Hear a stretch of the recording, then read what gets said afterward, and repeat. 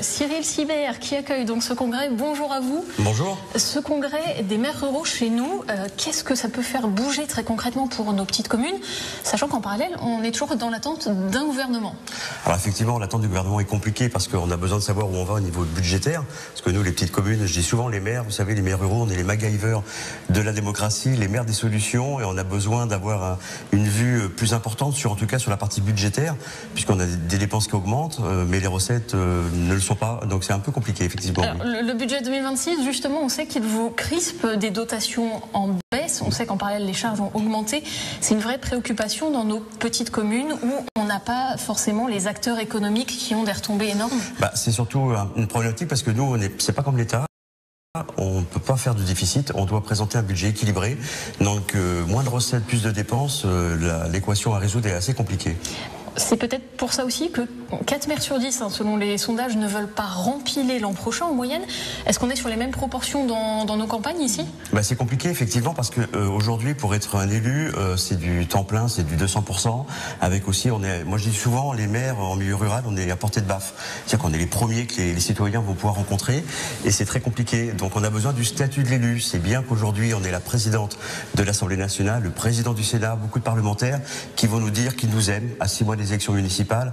Moi je leur dis, vous savez, en amour il nous faut des preuves, donc on a besoin d'être accompagné. Le statut de l'élu local, justement, le nouveau Premier ministre, Sébastien Lecornu, il s'engage à ce qu'il soit mis en place d'ici justement les prochaines élections. Est-ce que ça, c'est pas une bonne nouvelle?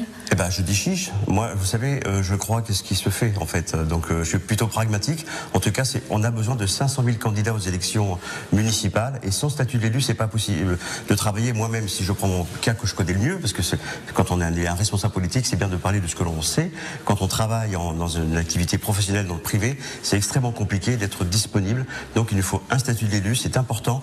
Et ça permettra aussi à toutes les femmes qui sont en activité professionnelle également, puisqu'avec le statut de l'élu et surtout le nouveau mode de scrutin, il y aura la parité. Et donc ça me paraît important. Alors statut de l'élu avec aussi la question des indemnités qui doit aider justement plus de monde à se tourner vers les candidatures. On le sait, il y a aussi la problématique de la désaffection finalement parce que les maires, ils ont de moins en moins de compétences ces dernières années, des choses qui ont été transférées aux départements, aux agglos, aux intercommunalités. Le Sénat lui-même estime qu'il faut redonner la main aux maires. Est-ce que pour vous, ça peut être un appui? Oui, ça peut être un appui, mais c'est surtout, alors si on regarde le nombre d'heures que peut faire un maire rural, c'est du H24. Vous savez, un animal qui est perdu la nuit, on se déplace. Une mamie qui est en souffrance, on va se déplacer. On fait du H24 pour 500 € par mois. Donc il ne faut pas faire pour l'argent. On le fait parce qu'on aime rendre service et nos services désadministrés. Et donc là, il est important qu'on puisse être accompagné. Moi, je leur dis à chaque fois, la démocratie, on a besoin des maires. Quand il y a eu l'épisode des Gilets jaunes, ce sont les maires ruraux qui ont fait une barrière sanitaire et qu'on voit un peu l'état d'esprit de notre pays actuellement. On a besoin d'être accompagné, d'être présent. Et justement, est-ce que c'est pas compliqué en tant que maire d'être saisi de problématiques de santé, de mobilité par ses habitants quand on n'a pas toujours la possibilité d'y répondre parce que ça se joue à d'autres échelons? Bien sûr, c'est pour ça que je dis que nous sommes les maires des solutions. On est les premiers que les citoyens vont pouvoir rencontrer. Donc on est là pour trouver les solutions et c'est très compliqué. Justement, les solutions, c'est ce qui va vous occuper aujourd'hui au congrès des maires ruraux. L'enjeu, c'est quoi? C'est de mutualiser un petit peu les bonnes idées que l'on peut avoir localement pour essayer de faire fructifier tout ça au niveau national. Tout à fait. Moi, je pars du principe qu'on s'enrichit toujours de l'expérience des autres. Et puis, on va lancer le dispositif On fait campagne. Alors, on joue sur les mots. On fait campagne avec les élections municipales et on fait campagne aussi, puisqu'on parle de la ruralité, avec une sorte de boîte à outils.